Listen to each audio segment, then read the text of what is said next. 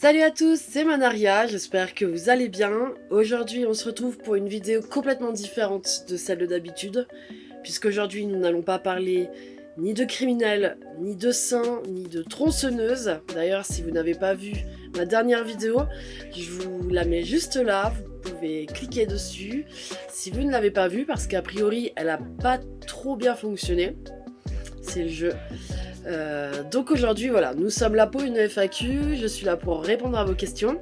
Je voulais remercier les gens qui ont joué le jeu dans les commentaires et qui m'ont posé des questions plutôt intéressantes sur des sujets dont je voulais vous parler, donc ça tombe plutôt bien. J'espère que cette vidéo va vous plaire.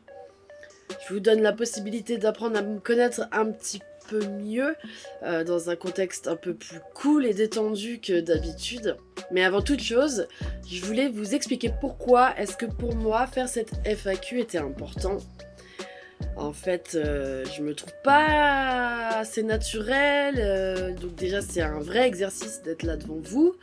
Il y a aussi tout le côté où je suis obligée d'avoir un ton approprié aux histoires que je raconte. Donc je me trouve pas marrante, alors que je suis plutôt quelqu'un de rigolote de base. Je suis obligée de rester sérieuse parce qu'il faut avoir beaucoup de respect pour les gens dont je parle dans mes vidéos, et c'est normal.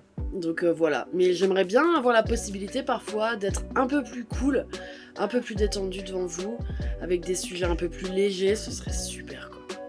Donc voilà pourquoi est-ce que je suis ici devant vous aujourd'hui. Et puis aussi parce que j'ai envie que vous appreniez un petit peu à me connaître, parce qu'en fait vous regardez mes vidéos et mon contenu, mais finalement vous ne connaissez même peut-être pas mon prénom. Il y a même quelqu'un qui m'a demandé mon âge, donc je vais en parler en fin de vidéo. Voilà, je vais essayer de répondre de manière claire, et on va faire en sorte que cette vidéo se passe bien et soit agréable à regarder. Alors on va commencer par la toute première question. Il y en a plusieurs en fait, c'est Dominique qui me demande si je travaille seule ou si j'ai quelqu'un qui m'aide pour l'écriture et pour le montage. Alors pas du tout, j'ai personne avec moi. L'écriture, donc c'est moi qui fais tout de A à Z, hein, les recherches et l'écriture du script, même les corrections, enfin tout ça c'est moi qui fais. Je fais même pas lire mon texte à quelqu'un. C'est peut-être une erreur d'ailleurs, faudrait que j'y réfléchisse peut-être. Et ensuite, pour ce qui est du montage, j'ai appris avec ma première vidéo que je vous ai partagée, donc de Sibora Gagani. Je n'avais absolument jamais touché à un logiciel de montage avant. Donc ça a été une première. J'ai encore énormément de choses à apprendre, surtout que là j'ai changé dernièrement de logiciel et il y a plein de possibilités. Donc voilà, au fur et à mesure, ça se sentira peut-être que j'apprends de mieux en mieux à m'en servir. Pour l'instant, je suis plutôt satisfaite. C'est plutôt simple ce que je dois faire. Donc, ensuite, elle me demande quels sont les projets dont j'ai parlé en début de la vidéo, donc celle de Kelly Cochrane.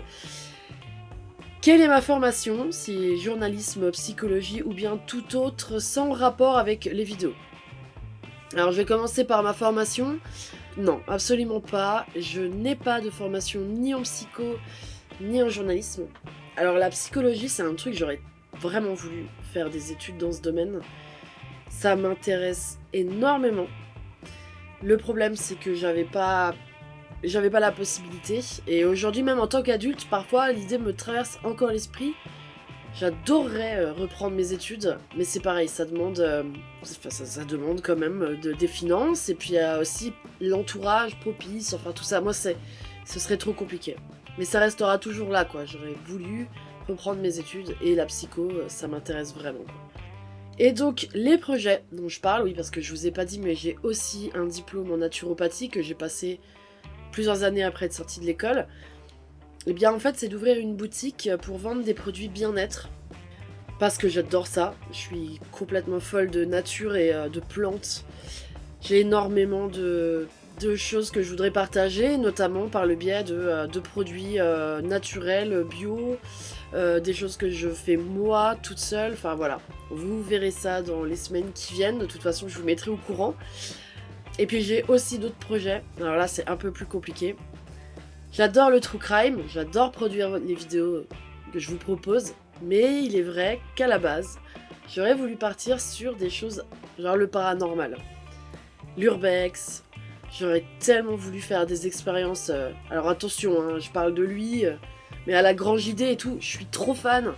Et vraiment, j'aimerais créer ce genre de contenu.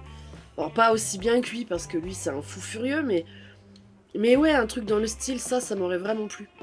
Ça demande quand même de l'investissement niveau matos, déjà rien que ça, et puis niveau temps, parce que quand on voit déjà le true crime, le temps que ça me prend. Et d'ailleurs, je suis passée à côté, elle me demande combien de temps ça me prend en fait de créer les vidéos que je vous propose. Eh bien, ça me prend entre 30 et 35 heures. C'est ça, avec les recherches, l'écriture, de me filmer, donc le tournage, le montage, et après tout ce qui va être le partage sur les réseaux et tout, ça c'est minime, mais ça prend aussi du temps. Répondre à tous vos commentaires, ça je le compte pas.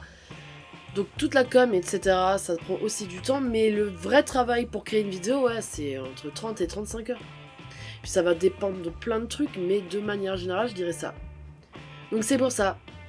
À côté, j'aurais voulu faire une autre chaîne sur le paranormal, ou même peut-être plus sur des expériences que je fais moi tous les jours en fait, des trucs que je voudrais partager.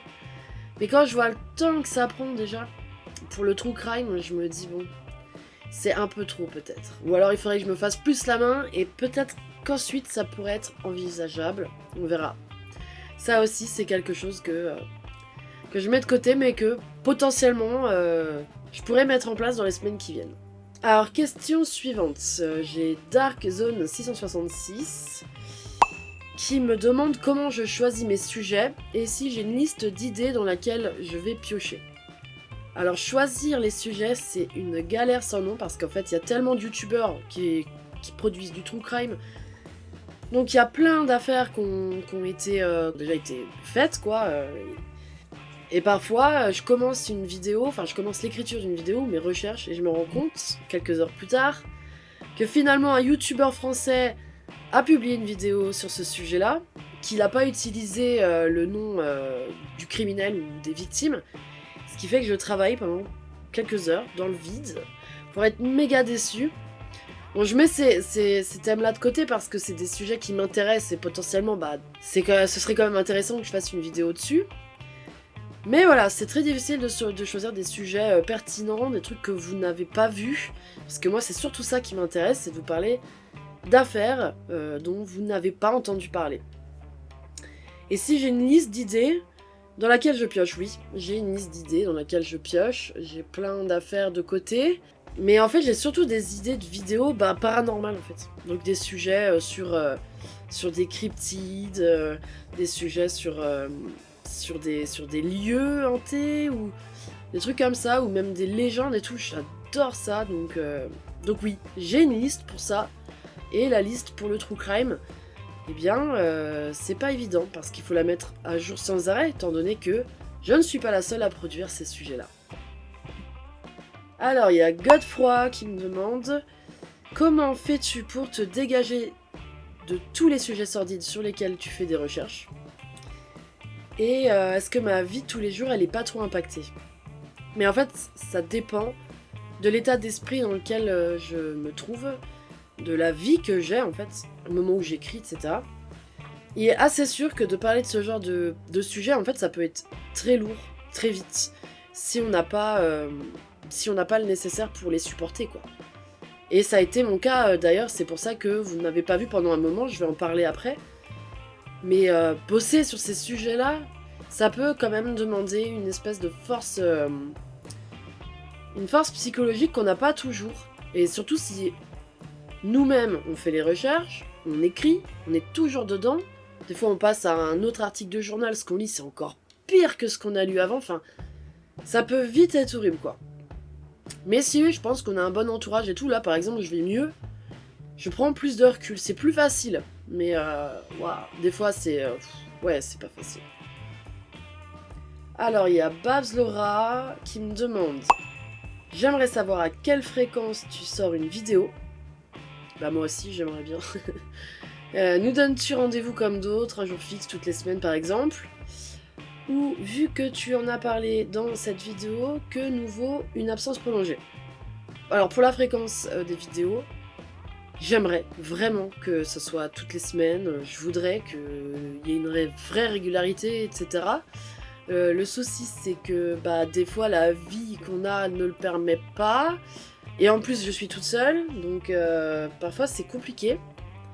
Et je vais tout faire pour les semaines qui vont venir, mais je veux plus faire de promesses ou dire ah la semaine prochaine, parce que potentiellement j'ai pas envie de vous décevoir déjà, et puis de me décevoir moi aussi quoi.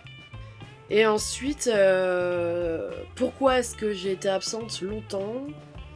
Mais parce que en fait j'ai pas vécu un truc super cool au moment des fêtes de fin d'année, j'étais pas bien du tout. Et genre vraiment pas bien. J'ai eu un genre de choc émotionnel, j'ai pris une décision extrêmement difficile qui m'a retournée en fait, vraiment. Donc c'est côté famille, hein, voilà, c'est familial. Je suis quelqu'un qui est plutôt attaché à ça, et là j'ai été obligée de faire quelque chose que j'aurais jamais imaginé faire, malheureusement. Et j'ai trop mal vécu. Mais vraiment, c'était un cauchemar. Alors je sais pas si c'est ça une dépression, mais vraiment si c'est que ça, mais c'est... Moi c'était pas une vraie dépression, c'était un vrai coup de mou. Mais si ça s'apparente à ça, mais c'est clairement l'enfer. Et donc, le true crime, c'était même pas possible. Déjà, je faisais plein de crises d'angoisse, parce que je suis sujette aux crises d'angoisse. Donc l'état d'esprit dans lequel je me suis retrouvée me permettait pas de travailler dans ce domaine-là, en fait. C'était trop dur. Comme je vous l'ai dit, si l'état d'esprit il est pas bon, honnêtement, j'ai même pas réfléchi. Je me suis dit que c'était pas possible. Donc j'ai arrêté, point la ligne. Mais je suis là, donc c'est que ça va mieux. Et oui, ça va mieux, mais c'était pas possible, quoi. Et puis même les crises d'angoisse, de toute façon, j'en faisais du matin au soir. C'était impossible d'utiliser mon cerveau correctement. Et puis les sujets, en fait, genre, même si je faisais pas une crise d'angoisse, je me mettais devant, ça m'angoissait, donc ça me ramenait, mais c'était horrible. Donc je suis désolée de pas avoir été là pendant un moment, mais vraiment, j'avais une vraie bonne excuse. Je suis désolée. Question suivante. C'est Marie qui me demande si mon nom a une signification. Alors, il n'a pas une réelle signification. En fait, en gros, c'est un mélange de mes 3 prénoms. Donc Marie, Anne et Alice. Anne et Alice, c'était mes arrière-grand-mères. Et donc, j'ai fait un mélange de ces 3 prénoms pour arriver au surnom de Manaria. Que j'aime beaucoup, en fait, et que maintenant, je garde dans plein de trucs, même quand je fais des jeux vidéo et tout en ligne. Maintenant, c'est devenu mon surnom. Donc voilà, c'est mes 3 prénoms mélangés. Alors, une question de Nancy qui me demande « Est-ce que ton absence est due à un problème grave de santé ?» J'espère très sincèrement que non. Alors, c'est super sympa de sa part et non, c'était pas grave, ça va. Et elle me demande aussi « Si tu vas bien, as-tu vécu quelque chose qui mentalement t'aurait épuisé ?» Et oui, c'est tout à fait ça, t'as visé dans le mille. J'étais épuisée mentalement, exactement. Je me suis vidée complètement. J'avais plus de niaque, c'était horrible, vraiment. Je suis très contente là d'aller mieux parce que ça m'a même fait peur, quoi, vraiment. Et en plus, j'ai quitté ma région natale il y a pas très longtemps.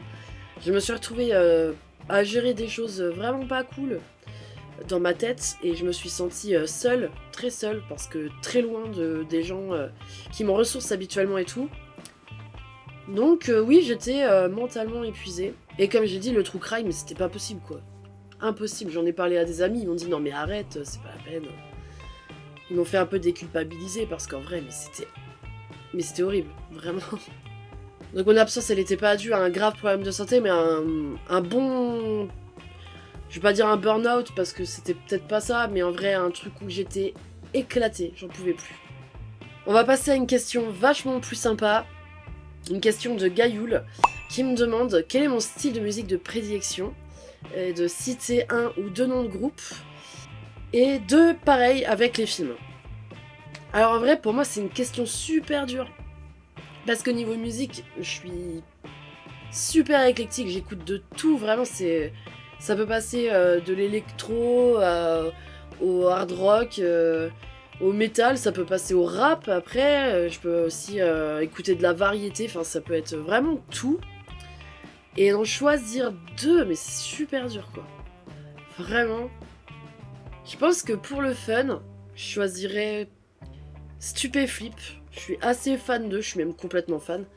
J'aime bien leur côté décalé et tout, c'est un truc qui me plaît. Et puis bah en fait ça représente un peu mes goûts parce qu'en fait dans leur musique on retrouve de tout.